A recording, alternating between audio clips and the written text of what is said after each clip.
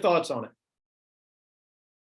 I think this is an important stat to understand that we have an inventory problem and we will continue to have an inventory problem. Yes, the units might continue to trend down, but overall, the long-term impact in the real estate market is that prices are going to continue to climb. Again, I'm not sitting here saying prices are going up the next 3 to 6 months or 12 months, but over the long term, if you lack supply, that generally puts upward pressure on the price, and that's going to increase prices. So that's what I look at, and there's a lot of reasons for it. I also think we got to work really, really hard on the affordability crisis, because again, if I don't have enough eggs, right? If there's more people that want to buy eggs than there are chickens in the world, what's going to happen to the cost of eggs? It's going to increase. And what that does for some folks is it prices them out. They no longer can have scrambled eggs in the morning because they just can't afford to buy the eggs. And it's simply because we just didn't make enough chickens.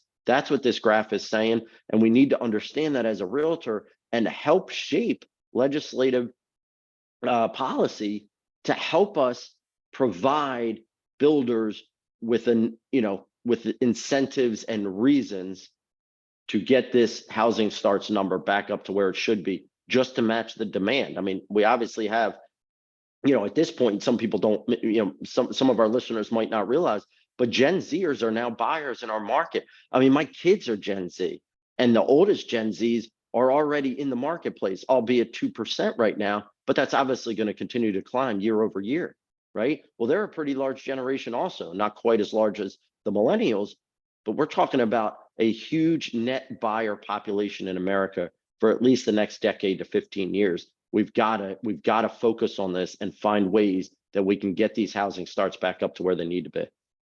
And I find this slide helpful also when I get a buyer who comes in and is kind of waiting for prices to fall.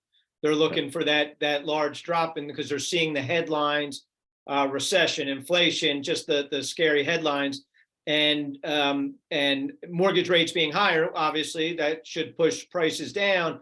But this is kind of the contrast, so to speak. This is the one showing them, yes, that's true what you're saying and what you're seeing right there, but we are a lot of units behind. It's been a long time that we've built below the averages, and houses don't show up overnight. And I find this slide helpful with buyers.